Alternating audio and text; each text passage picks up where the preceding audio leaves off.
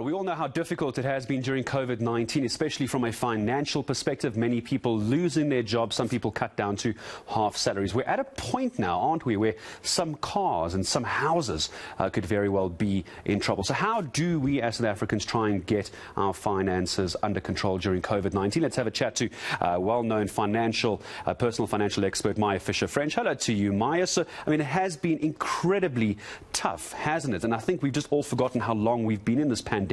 COVID-19 damaging, but it's also damaging our wallets, isn't it? It was interesting. I was having a look at the old Mutual Savings and Investment Monitor, which came out in July this year. I did an article on it, so I was just having a quick look. 58% of South Africans, and these are people who are earning an income, so they only look at urban working households, 58% are feeling overwhelming financial stress. That's a reality. So, out of every 2 people you see, out of every, more than half of the people that you're going to be sitting with at a dinner party or round the braai are actually feeling overwhelming stress about their finances.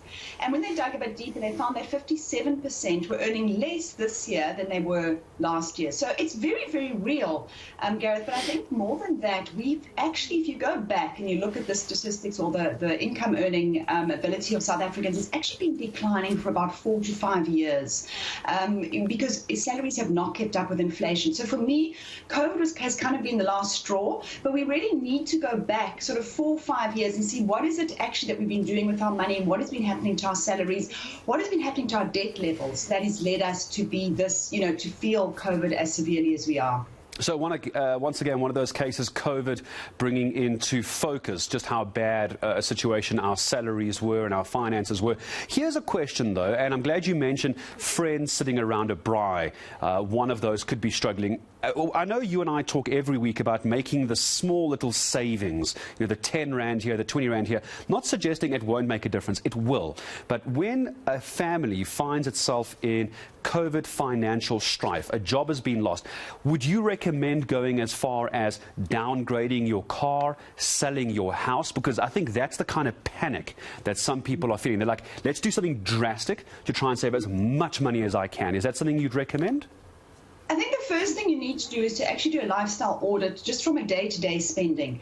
I promise you, I have been in this situation, by the way. It was sort of 17 years ago now. And the first thing we did is when we realized that we weren't making ends meet, we'd both lost jobs, we went through all of this kind of chaos that actually a lot of people are going through now. The first thing we did is said, right, what can we cut from our day-to-day spending? And that's where it has to start. And so many people underestimate the power of budgeting or spending plan and actually just saying, right, okay, we don't need to be spending on this, let's cut back on that. And that must be your first point. The worst thing you can do is to stick your head in the sand and just keep spending on the credit card, because that's what I'm seeing a lot of people doing. And the problem is just getting worse and worse and worse until you're at a situation where you can't afford the house or the car. You should take action immediately, go through your numbers and just start seeing where you can cut. And I think we also need to think a little bit out the box and start saying, is there another way that I can earn an income? So maybe I've got a skill, or there's something I enjoy doing, there's something over the weekend. Can I sign up as an Uber driver? Start thinking a little bit about, not just about this is all the money I have, but what other ways can I earn a little bit of extra income? And I'm seeing the rise of the side hustle huge. That is coming through as a big, big theme. And I actually am working on something called the Money Makeover, which I do every year, and where we take 6 people through a money boot camp. And, of them, about 4 of them all have developed side hustles that are really making a difference. So that extra 1,000 Rand a month that you may be earning out of the side hustle is the money that, can either just keep food on the table, or it can even start building to emergency savings or doing those a little bit extra things that you need. So I think for me, those are the starting points before you start the full panic of, do I need to sell my car and my house? Yeah, but I agree with the ostrich in the sand scenario, because believe me, the tax man and your debtors are not going to just ignore you because you're ignoring them. Maya, as always, a pleasure to have you with us.